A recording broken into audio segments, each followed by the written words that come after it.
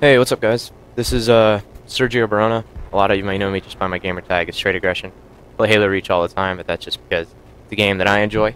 But I'm actually here to talk about the topic that if you're watching this, I'm sure all of you share, and that's that we want to keep Halo alive and we want to keep Halo going strong. It's in its darkest hour right now, I would say. We didn't have the best season in the world last season, but that doesn't mean we can't have a good season. We have a lot of things coming up that we could do to make this better. I know a lot of you are looking as if, well, what if Halo gets taken off the circuit as a bad thing? But you know what? This is also a golden opportunity to do something to make our community even stronger, and that is to become independent of MLG. And that's something that we've never been able to do.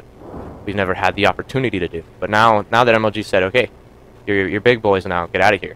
I mean, you're on your own now. This is the best chance we'll ever get to do that and to become even stronger as a community. So I'm gonna play this gameplay. You guys can check it out while I'm talking about some of this stuff. I wrote it down so I don't forget all of it. So hopefully this should run pretty smoothly. Slave. So first things, okay, I'm gonna stress the most important thing, and that is independence from MLG. We have to get independent on a lot of levels.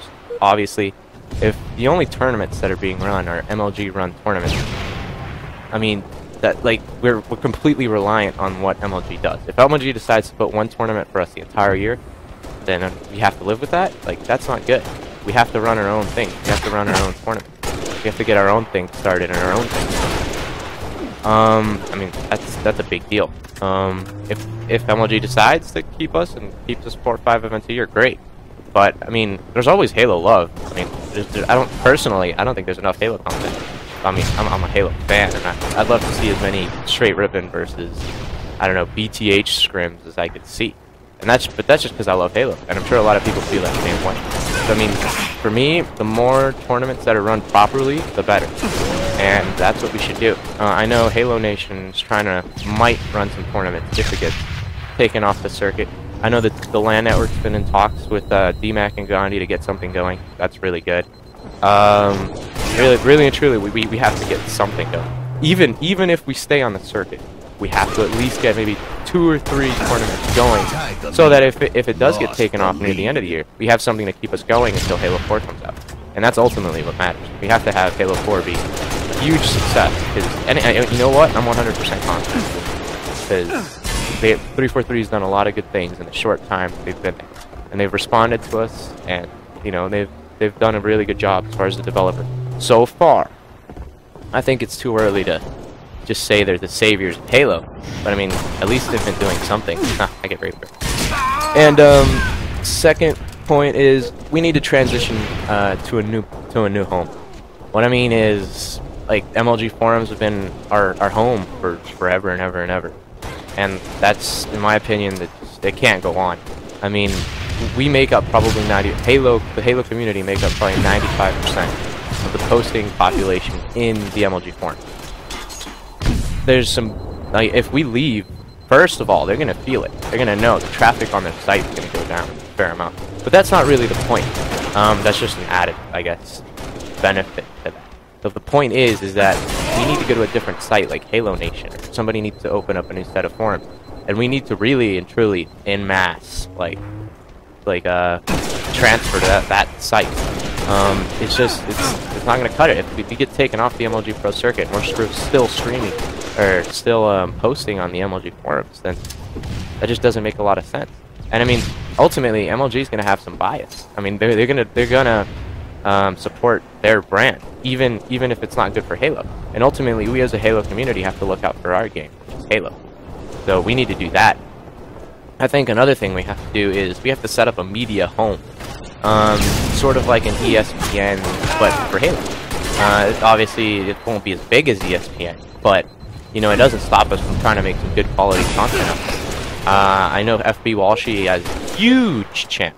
I mean, he gets a ridiculous amount of viewers on all of his videos, and but that's just for montages. Now, imagine if somebody like that were to emerge and were to put commentaries, scrims, talk about like daily, like imagine if you had a daily show for Halo talking about scrim results and stuff, or you could be like, yeah, straight ripping, or I mean turning point or something, like any teams you could think of, and they're talking about the results, how they did in the scrim, stuff like that. I mean, that would be awesome. That's like the sports center for Halo.